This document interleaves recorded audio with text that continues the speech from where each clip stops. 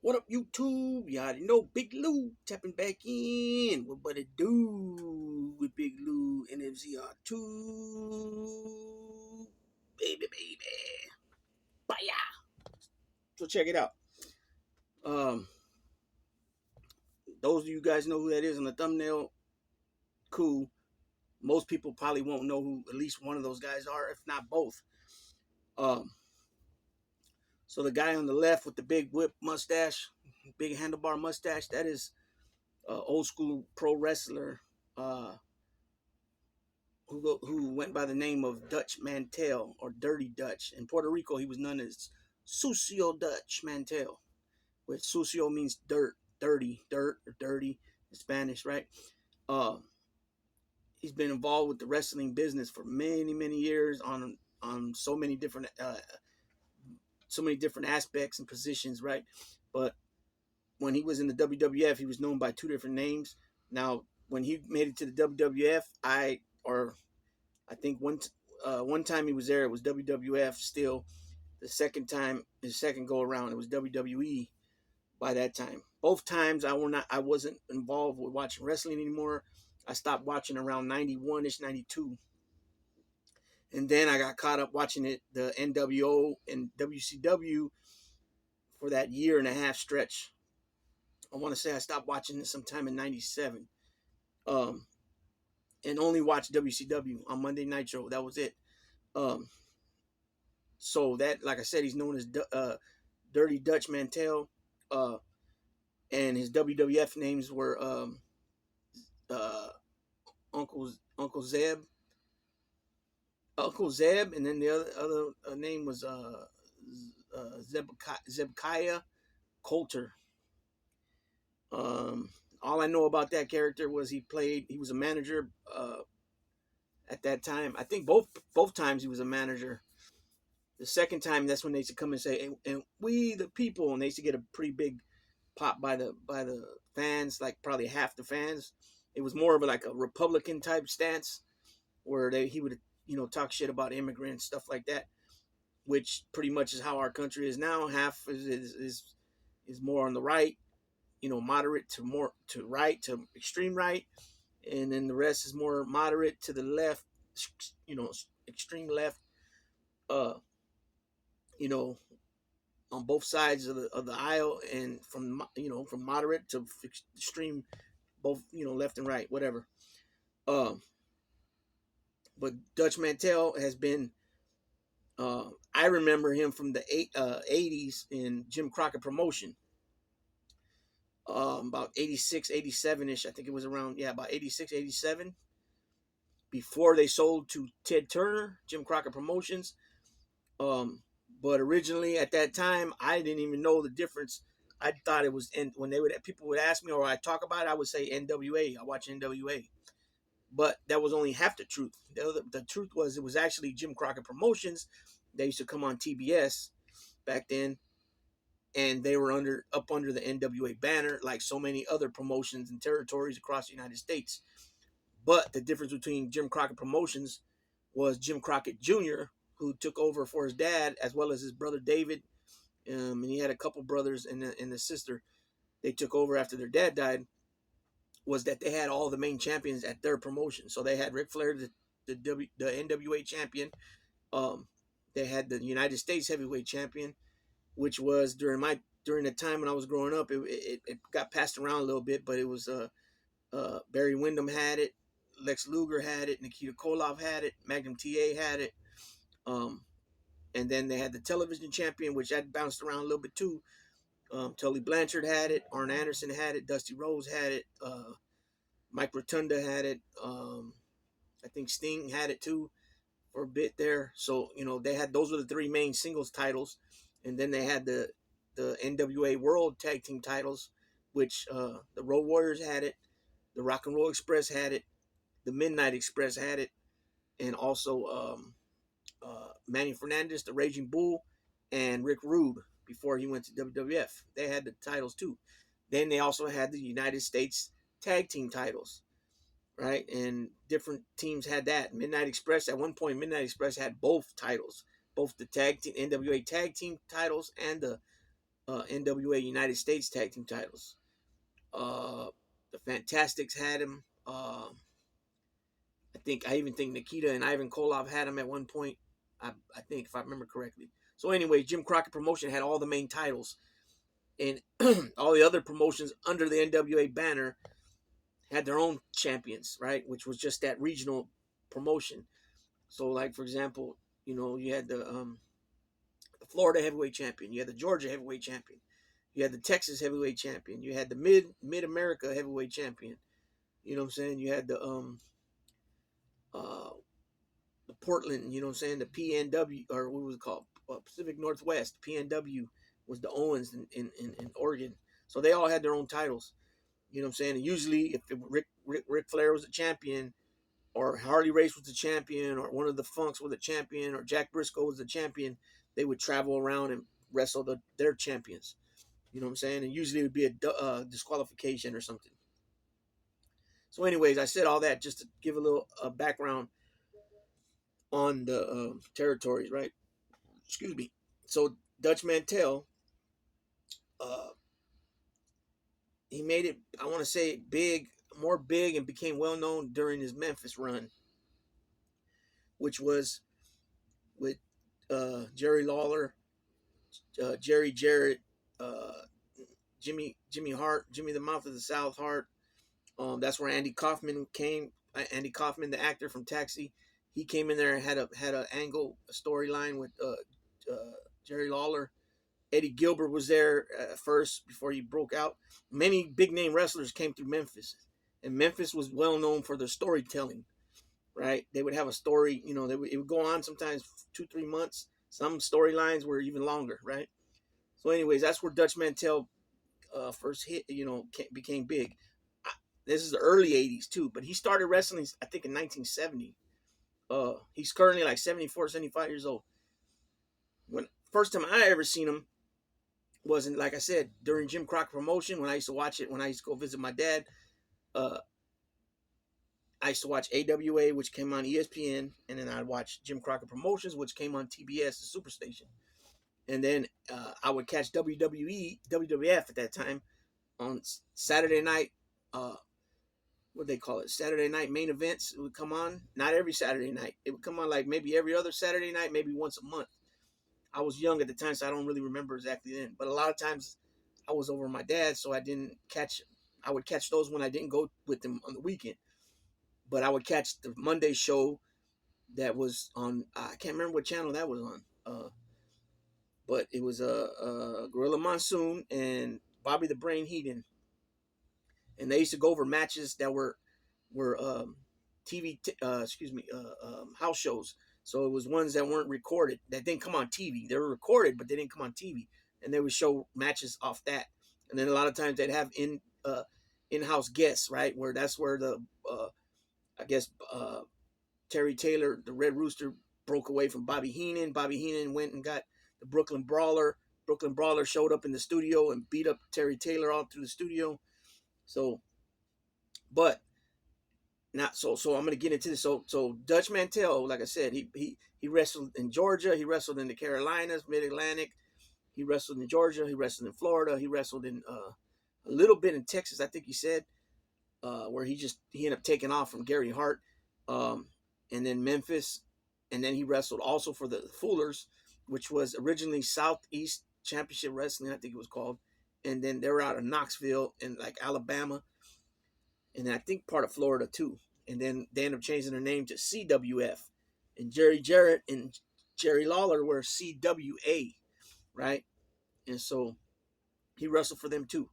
Then he was, like I said, part of the WWF. Then after that, he was part of the, he went and booked, he was a booker and wrestler in Puerto Rico with Carlos Colon, which was the WWC, right? World Wrestling Council, right? And he was the booker there. That's why he was there when Bruiser Brody got killed. Okay. Then I guess he got into some disputes over money with Carlos Colon, and they're selling out everywhere they went. Bayamon, Cataño, Coliseo, Roberto Clemente, all these places. They good business, and I guess he was the booker, and he felt he should have got a little bit more money, and didn't happen. He left. he went to go work for IWA, would end up being uh, Victor Quinones, which was like a godson of Gorilla Monsoon, because Gorilla Monsoon originally owned part of the WWC with Carlos Colon, Victor Jovica, um, and so he moved on because they had a dispute, Victor Quinones and Carlos Colon, right? And he went right to work for IWA. Also, I believe Savio Vega was part owner of that promotion as well. Uh, and so he went to work over there for about, I think, a year or so, and then he came back. Eventually, got on with WWF two times, and then he was a booker for TNA when TNA first came out. I don't really know much about TNA. I know some big names were there after they were already older wrestlers, kind of like with AEW now. So I did all the groundwork for Dutch Mantel. Hopefully, you guys understand and follow me thus far. Okay, the other guy is Dave Meltzer. Okay, I've heard of Dave Meltzer all my life since I can remember. Um, right now he does like, I guess it's called a blog. It's like a newsletter, but on the online. I guess I don't think they actually send an actual newsletter to you. I think you get the newsletters and the email stuff like that. I believe, and I believe you got to pay for it. The Wrestler Observer, I think it's called. And at one time, he used to was like a sports writer, but for wrestling in the magazines. So, and he's been around a long time. He's been around like probably a good 40, man, about good about at least 45 years now. Um, he's the one that came out with the 5-star matches, and he grades all the matches, and he talks crap about which ones he feels were terrible, and he praises the ones he feels were good. He's with all the different scandals over the years. He's been a big critic. You know what I'm saying? Definitely with WWF and all the shit they've been through, especially with Vince McMahon. You know what I'm saying? He's been a critic with other promotions and everything. Very critical of different wrestlers. Most wrestlers don't like him because he's, you know, most of his pieces are opinionated. So of course he's talking shit about Ric Flair, or he's talking shit about Dusty Rhodes, or Hulk Hogan, or Honky Tonk Man, or Dutch Mantel, whoever it is. He's more opinionated, and it's about his opinion. So a lot of the wrestlers don't like him. But back in the day when he was first, coming up, a lot of wrestlers would, especially if they were part of the booking team or part of the management of the promotion, they would put their names out. They would call them up and give them information. A lot of times it was bogus information just to get their name in the headlines. Like, for example, Hot Stuff Eddie Gilbert he's working for Memphis, or just say he's working for WCW, and he calls Meltzer up and he says, "Hey, WWF's calling me, man, and we might be getting a deal. They might have me coming to work." And then he would drop the information. And a lot of wrestlers would be saying other things to sometimes hate on other wrestlers, and sometimes it's just spark up bullshit, right? Okay, so but he's been around forever. I can remember him, the magazines, right? Because I used to get the magazines. WWF had their own magazine that I used to get those when I was a kid, and then there was the pro wrestling one, which I would see. This is the magazine where I would see guys that I never would see on TV, because like I just mentioned earlier, all I got over here was AWA on ESPN, Jim Crockett Promotions on Superstation, and then the WWF programs. So like that's how I knew who Terry Taylor was. That's how I knew who Dr. Death Steve Williams was. That's how I knew who Ted DiBiase was. That's how I knew who One Man Gang was. That's how I knew who Jerry the King Lawler was. That's how I knew who Dutch Mantel. I think I seen him in the magazine too, if I remember correctly. Some of the guys that were big in Georgia, like Bob Root and different guys like that, right? Oh, and World Class. I would, all of Von Erichs, Gino Hernandez, Chris Adams, uh, the Freebirds. I would see them in these magazines. You know what I'm saying? As well as Carlos Colon and Hercules Ayala and Abdullah the Butcher and Bruiser Brody. You know what I'm saying? I would see them in these magazines. And I think that was Bill Apner's magazine, if I remember correctly. And so anyways, long story short, since I already went 14 minutes on this video, it's a lot to explain, especially like I said, Dutch is already like 74, 75 years old. He's been wrestling since he was like 18, 19, or about 20, I think. I think about let's see, 1968 he started, or 1970. So that's 1970 would be 54 years ago. So he was 20, and then he is a veteran. So I don't did he just serve 2 years? I'm not sure if he was a Marine or. I believe the Marines you can go in for 2 years. I'm not sure if that was different back then, the service, as far as how many years you had to enlist for. So what happens is Dutch gets sick. He's in the hospital during just before the hurricanes are going to hit, Hurricane Helene and then Milton, right? Not only is Dutch sick and in the hospital, his wife ends up getting sick and is in the hospital as well. He has a daughter, and I guess she's trying to take care of them, where she had to take off work for that program they got, where sick leave for family sick leave. And so she was trying to to help her parents out. Well, it got to the point where they ran through whatever money they had saved and whatever medical care they had. Uh, Not medical care, excuse me, uh, medical coverage they had. Um, and Dutch got a podcast that he does with the guy named James out of England. James is from England, and they do story time with Dutch. And then the other one they got is called Ask Dutch Anything. But James also has other channel. He has his own channel, WSI Shoot Interviews, I think it's called. And then he also was doing a podcast with Shane Douglas, and he was doing with another one with what's the guy's name? Stevie Richards, I think. I never seen that guy wrestle. Shane Douglas, I remember him back in the Jim Crockett promotion days. It was him and Johnny Ace, John Laurinaitis, and they were the dynamic duos, dynamic duo, and they came in with the skateboards and stuff, right? Blonde hair dudes, and I remember Shane Douglas from then. Then I remember Shane Douglas went to WWF, and he was Dean Douglas. I remember that. And then I don't know what happened to him. Then he went, I know, ECW and was a champion over there. So, anyways, James, has the channel with them. So they got a pretty decent channel, 100 and some. They have over about 120 subscribers. I just recently started watching the channel about 2 weeks ago. I think it's one of the best ones there is, because of Dutch got such, he's so, and he talks real slow, and he got a country accent. He's from South Carolina originally, but it's real simple and easy for people to understand, and he'll break it down for you to understand.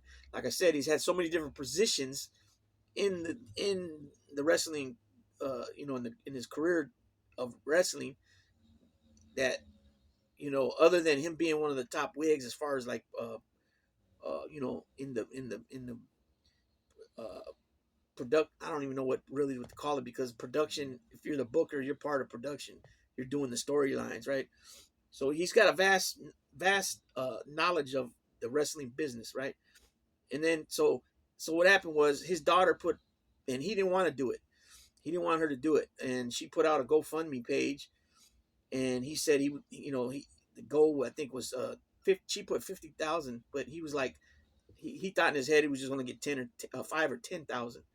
Well, as of by the time I was going to decide to do this video, they had raised almost 100,000. It was $98,000 they raised, and now it's over 100,000. It's like $104,000.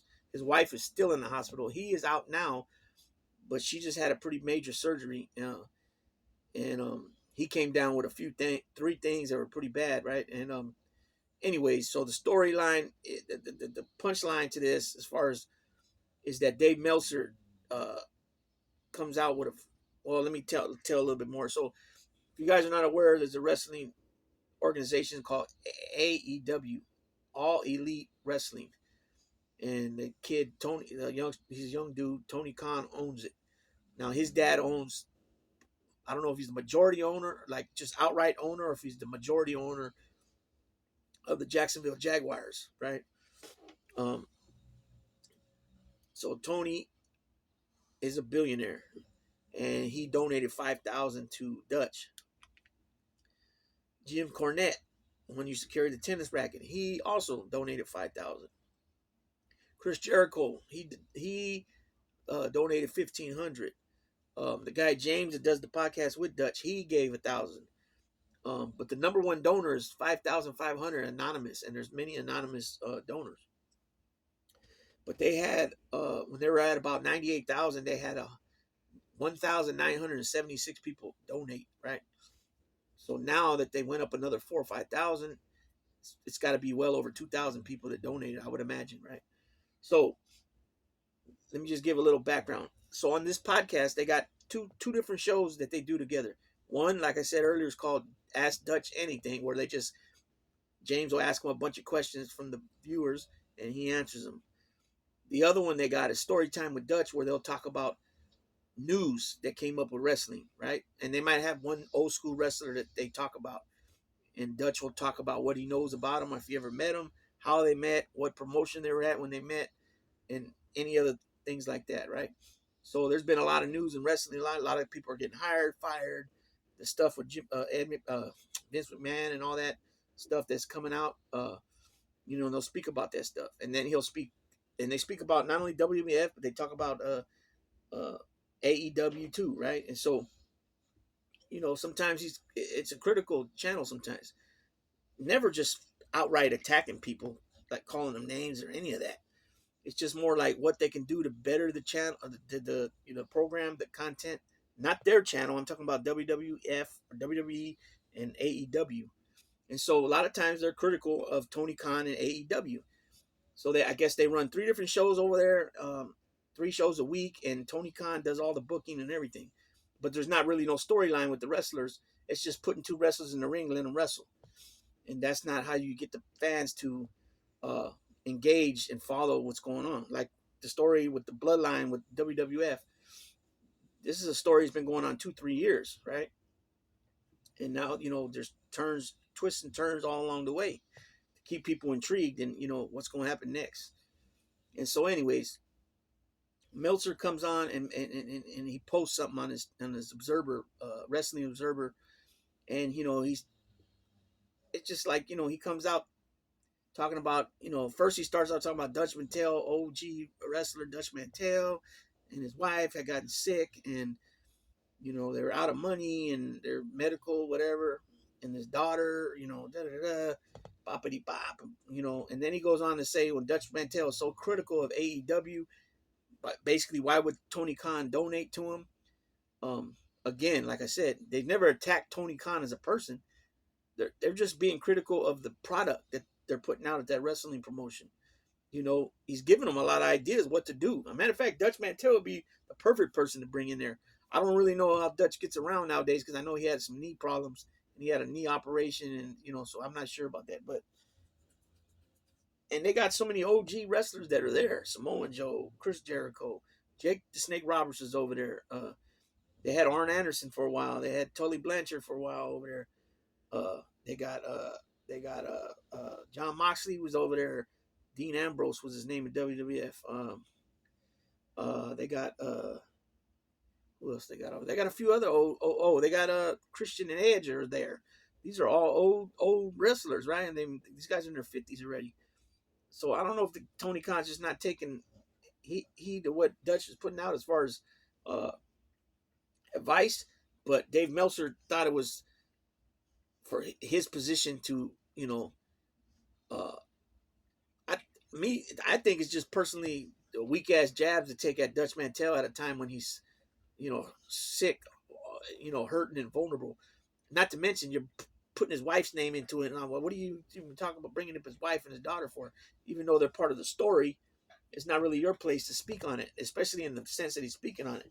I think it's real chicken shit, right? Only because he don't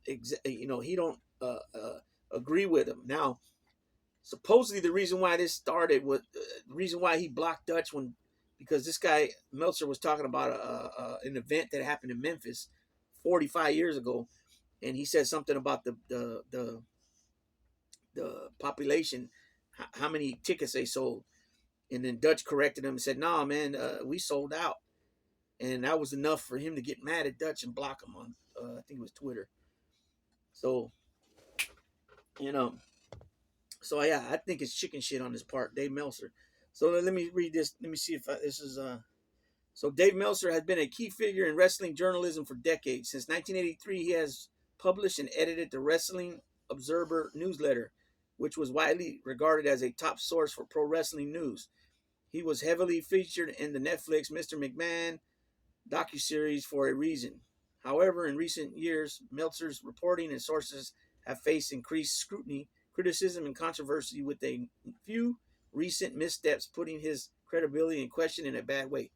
So yeah, that was another thing I was going to say. So Dutch said when he was at Smoky Mountain Wrestling with Jim Cornette that he showed up. Meltzer showed up once only over there, and so there was a lot of places that a lot of these guys that they would write about wouldn't go to, right? And they said as a recent, like I just read there, is that this guy is making comments and writing and doing a piece on things by sources that he has that he's not even really double checking, triple checking, and looking into these sources. That he just gets some information and he runs with it, right? So that, I mean, just by doing that alone shows that you're either losing it as far as what you used to be about, or you just never were really about that. You would pick and choose your battles what to write about. That's in my opinion. So in the latest Wrestling Observer newsletter, Dave Meltzer reported on Dutch Mantel's GoFundMe and how Tony Khan donated in a big way. Chris Jericho also chipped in a lot of money, but then things could take a turn. Dutch Mantel has a podcast where he has spoken about AEW in the past. Meltzer took this opportunity to place a spotlight on that, and many viewed it as a distasteful decision. So he named Tony Khan the $5,000 donation and Jericho $1,500 donation. He didn't say anything about Cornette because Cornette don't like him. He don't like Cornette. They had raised $64,200, and most of the top donors being anonymous, and the largest known donors were Tony Khan at $5,000 and Jericho at $1,500. With Khan, many have pointed out that Mantel as a podcaster was brutal to Khan. I disagree. Yeah, critical, but only critical in a sense, giving him the hint like, hey, you need to step your game up. If the rates are down, way down, and he's commented on like some of the production, the lights being real dim makes it look shitty, and the reason why they're dimming the lights is so you can't see the higher seats up to know that a lot of it's empty. Let's see. Even being critical of him when the promotion was at its popularity peak, and recently criticized for the contract terms. Swerve Strickland got in his recent deal. Now, I don't even know who Swerve Strickland is. I mean, I know what he looks like because I looked it up. He was the champion at AEW, and they weren't criticizing him as a wrestler or him as a person. They were criticizing the way he was being pushed, the way they were booking him, the way he was. No stories. There's no storyline, so it's like guys are just getting in there wrestling. You gotta be a storyline. That's what got us all watching wrestling. We didn't just watch wrestling because Hulk Hogan showed up and there were storylines. It is something. It is something from a former wrestler gets mad. What? It is something when a former wrestler gets mad at a promoter who clearly can afford it for what he pays the top talent. And he was doing it after he knew the new deal was put together that was going to make the company exceedingly profitable. Okay, so on that, at the time that they were making videos on their podcast and being critical of AEW, because I guess Tony Khan he will not do a contract for no less than 3 years. And a lot of guys he has on the roster that you don't even hardly see them. And here he is paying all this money out, and he's real generous on the pay, right? Oh yeah, Big Show's over there, Jack Swagger's over there, and these guys you don't even see. And he's talking about a TV deal that got done with AEW, but at the time they didn't catch no wind of it going down yet.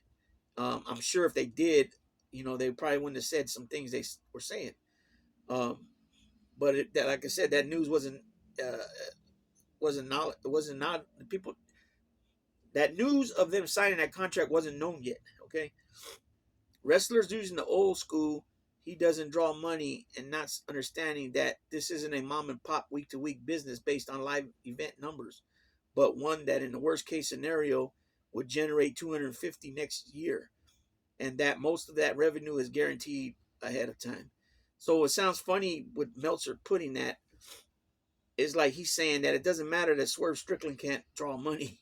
You know what I'm saying? Putting asses in the seats, because if you got a venue that holds we'll say 15,000 people, but you only got 10,000 people there, you only got 2/3 of the building filled. You know what I mean?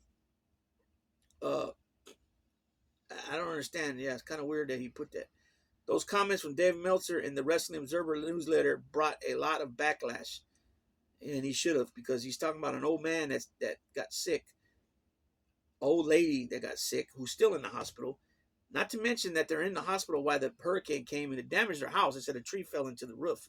And here they are in the hospital worrying about they're going to lose their property because, it's damages, from the hurricane. Many drag Meltzer for pivoting so fast from a story about Dutch Mantel's health issues to that kind of a different direction. Yeah, and that's what was chicken shit about, is that he started it off talking about, the hardship that they're going through as a family, and then pivoted to like, wow, man, why would Tony give him the money? Like it just showed how chicken shit he is. You know what I mean? That one that was almost critical of him. Many commented online, and they also reached out to speak their mind to those close to Dutch. So this person, Meltzer, said, "What? How disgusting of a human being do you have to be to write a story about an ex-wrestler being in hospital and needing financial medical support, only to then get your digs in for being critical of Tony Khan at AEW and crow about their profitability, the dregs." So yeah, that was a especially, and I've said this many times on this channel in videos.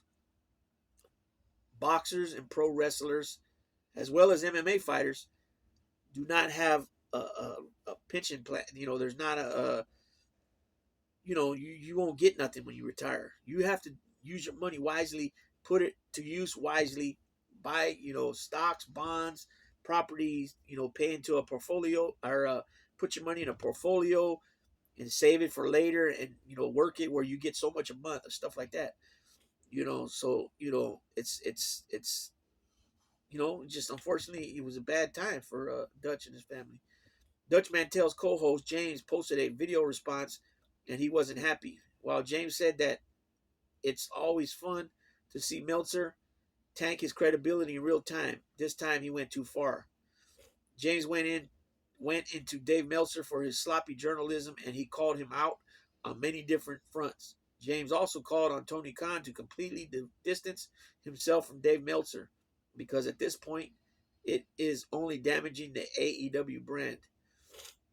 I'm done with this, but using Dutch Mantel's terrible health issues to score points in your own mind to further grind the axe, it's just the most pathetic, weaselly, just sad state of affairs, where you've got to turn the human kindness of people donating to Dutch for a good cause, which is basically his health and his wife's health, and just how many people like him to the point that they're willing to give him a bit of money to help with his dire financial needs. It's so pathetic. And here's some free advice for Tony Khan if he wants it. He needs to cut off Dave Meltzer completely. Don't talk to him anymore. Just tell him to stop being such a cheerleader because it's counterproductive for the company. It really is. I seen that video that James put out. We will have to see if Meltzer comments on this issue. This video received around 17,000 views in a couple of hours, so fans are obviously aware of the situation. Now the ball is in Meltzer's court. This is not the only controversy that Meltzer has been involved in recent memory. His reporting has constantly been criticized by fans, and now it appears he is getting some more legitimate heat from within the inner pro wrestling circles. What do you think about Meltzer's remarks in the newsletter? Sound off in the comments below. So yeah, like I said, it was just chicken shit to dig at a old man ex wrestler when he was in a Not, like I said, not only him and his wife sick in the hospital, hospitalized. His daughter took off time to help them the best she could, and then 2 hurricanes that were going to come through. You know what I mean? And did damage his house. So, he's thinking about, Dutch is thinking about that he might have to go back in the hospital. He said he had an E. coli staph infection, MRSA, and also sepsis. And I guess they don't know where it came from. So what they did was he had a deep cleaning done of his home, because like I said, they don't know where some of these issues he got came from. His wife had some type of surgery done with her valves, so I don't know if that entails her having to have a bag now going forward. But as of the recording yesterday, she still was in the hospital, and Dutch was very grateful for everybody that helped him and his family out. And he also said that Meltzer, he wishes that if he ran into Meltzer, that he would smack him, right? But he's like, I'm old now. So it just goes to show you that no matter what, that this nature of people, no matter what aspect of where people come from, as far as what they're involved with, as far as their whatever they're involved with, it could be liking a sports team, being on the sports team, liking this politician, liking that politician, liking this kind of car or that kind of car. Could be anything. Could be where you live. Could be your occupation. But people will always find a reason to have something to say negative, right? And both these guys, like I said, Dutch has been around a lot longer than Meltzer, but Meltzer's been around a long time as well. So this what I read said that Meltzer's been around since '83. I could have swore that I read up on him before, and it said he had been around since the late '70s. But I think when he started doing articles in the late '70s, I think he was a teen at the time. But yeah, this guy knows how these older wrestlers go through. When you've been involved with a certain job all your life, your entire adult life, you know what I mean? He knows how it works. And a lot of times these guys were wrestling back in the day. I mean, until uh, McMahon put out most of all the territories, guys would just get paid weekly, you know what I'm saying? Or they get paid per show. And back then, you heard so many wrestlers talk about they would get $15 to $40 a match and have to go from town to town for the next show the next day. Luckily for them, back then, gas was only, 60 cents a gallon. Because when I started driving in the 90s, mid-90s, gas was like 99 cents, 95 cents. So it might have been even cheaper than that because most of these guys were in the South. Texas, Alabama, Louisiana, Tennessee, you know what I mean? Georgia. Probably was even cheaper. I'm here in California. Right now gas is like $3.85 right now, which is the cheapest it's been in a while that I can remember off the top of my head. But so yeah, you know what I mean? It is what it is. So I just want to put this little video out because I'm going to start dropping now that the election's over. I'm not really going to do too much politics videos right now. I'm going to try to get back to what I really enjoy doing. And so I'm going to put a lot more wrestling videos and maybe do little profiles on wrestlers that I remember from when I was a kid. Like each video will be just that individual. It's not too long of a video, probably 10-minute video, 8-minute video, 12-minute video. But I already got my list of guys lined up already that I'm going to use. So with that being said, Big Lou tapping out.